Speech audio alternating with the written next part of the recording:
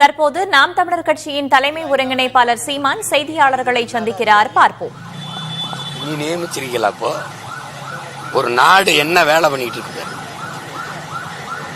ஏற்கனவே இருக்கிற வாக்காளர்கள் அதை விட்டுட்டு இந்த ரெண்டு வாக்குரிமை பெற்றிருக்கிறவர் இதுகளை பார்த்ததானே நீங்க நீக்கணும்.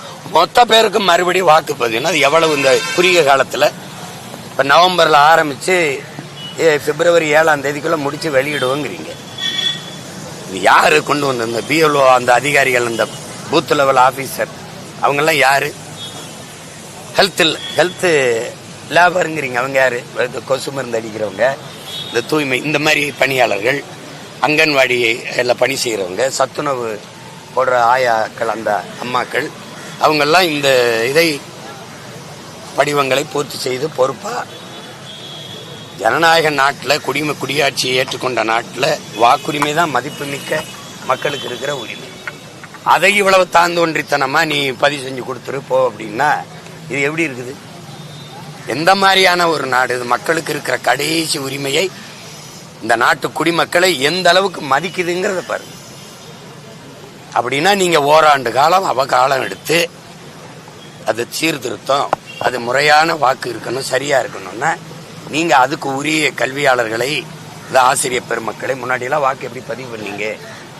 கோடை விடுமுறை காலங்களில் அவங்களுக்கு சிறப்பு பணியாத கொடுத்து, அவங்களுக்கு அதுக்காக ஊதியத்தை கொடுத்து, அவங்களுக்கு போக்குவரத்துக்கெல்லாம் செலவு கொடுத்து 10 நாள் 15 நாள் அவகாசம் கொடுத்து பகுதியாக பிரித்து விட்டு வாக்காளர் சீர்திருத்த முகாம்னு ஒன்று நடத்தி அதுக்கு ஓராண்டு காலம் எடுத்திருக்கணும். எடுத்து அதை செஞ்சிருக்கணும். அப்படி செஞ்சிருந்தா முறையா சீர்திருத்தம் செய்யணும்னா 2 மாசத்துல நீங்க தேர்தல் அறிவிக்க போறீங்க. பிப்ரவரி 7 நீங்க வெளியிடப்படும்ங்கிறீங்க. வெளியிடப்படுது, என் வாக்கு இல்லை, நான் மறுபடியும் முறையிட்டு அந்த வாக்கை பெறுவதற்கு கால அவகாசம் இருக்கா? நீங்க வெளியிடுறதுதான் வாக்கு.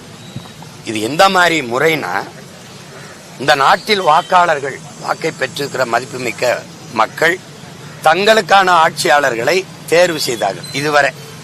ஆனா இப்ப ஆட்சி அதிகாரத்தில் இருக்கிற ஆட்சியாளர்கள் தங்களுக்கான வாக்காளர்களை தேர்வு செய்யறாங்க. அதுதான் இந்த எஸ்ஐஆர் சிறப்பு சீர்திருத்த வாக்கு. அவங்க எனக்கு யாரு வாக்கு செலுத்தணும்னு அவன் முடிவு பண்றான், ஆட்சியில் இருக்கிறவன். இப்ப யாரு போறது? திமுக மாதிரி ஆட்சியில் இருக்கிறவங்களுக்கு மாமன்ற உறுப்பினர் இருக்காங்க, எல்லா இடம் அமைப்பு இருக்கு, அவங்க பின்னாடியே போறாங்க, அவங்க வாக்குகளை சரி பண்றாங்க. அதிமுக பெரிய அமைப்பு, எல்லா இடத்துலயும் கிளை இருக்கு, உறுப்பினர் இருக்காங்க. எங்களை போன்ற வளர்ந்து வர பிள்ளைகள் என்ன செய்ய முடியும்? நீ என்ன பண்ணுவ? அங்க போனா என் படம் இருக்குன்னு வச்சுக்கிற, இது சீமானோட வாக்குன்னு தூக்கி விட்டுருவேன். அங்க போனா தம்பி விஜய் படம் இருக்குன்னு வச்சுக்க, அது தூக்கி விட்டுருவேன். இது இஸ்லாமிய வீடுன்னா தூக்கி விட்டுருவேன். எப்படி இது? கிறிஸ்தவ வாக்குனா பிஜேபி RSS என்ன பண்ணு, இதெல்லாம் நமக்கு ஓட்டு போட மாட்டேன்னு தூக்கி விட்டேன். தூக்கி விட்டவர்களா இல்லையா நீங்க?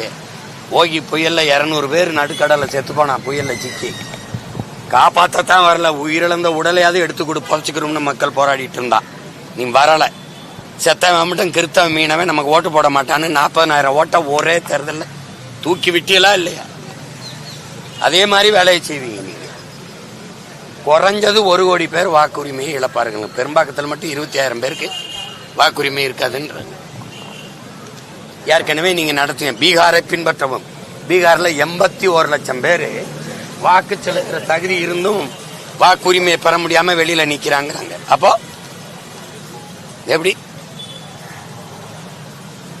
இந்த நாட்டில் மட்டும் ஏன் இவ்வளவு கொடுமையா இருக்கு? நாங்க விரும்பிய கல்வியை கற்கிறது,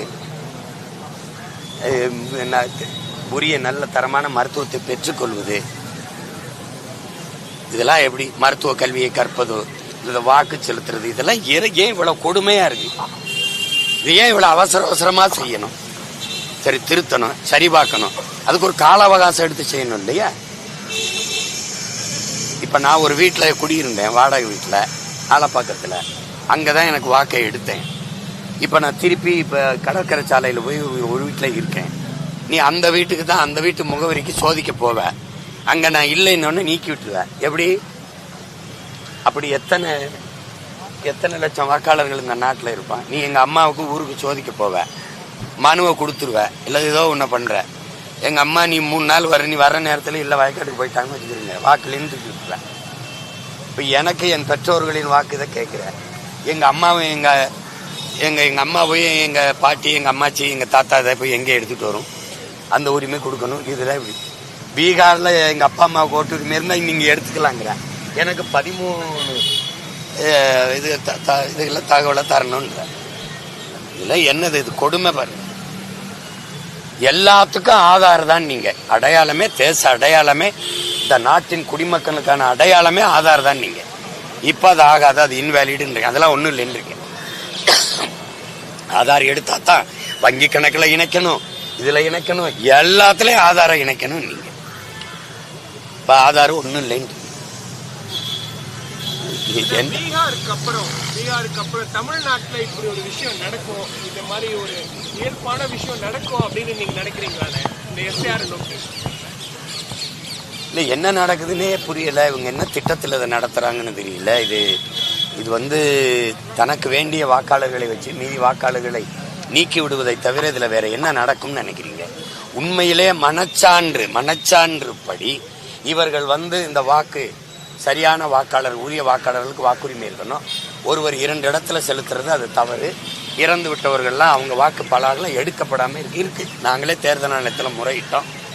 அந்த வாக்கை வேற ஒருத்தர் போலியானவர் வந்து செலுத்துகிறாரு. இதெல்லாம் முறைகேடு. சரி, நாம் தமிழர் கட்சியின் தலைமை ஒருங்கிணைப்பாளர் சீமானின் செய்தியாளர் சந்திப்பை பார்த்தோம். எஸ்ஐஆரை அவசர கதியில் கொண்டு வருவது ஏன் என்றும், எஸ்ஐஆர் பணிகளுக்கு ஓராண்டு கால அவகாசம் கொடுத்திருக்க வேண்டும் என்றும் அவர் பேசியுள்ளார். மேலும் எஸ்ஐஆர் குறித்து பல்வேறு விமர்சனங்களை அவர் முன்வைத்துள்ளார்.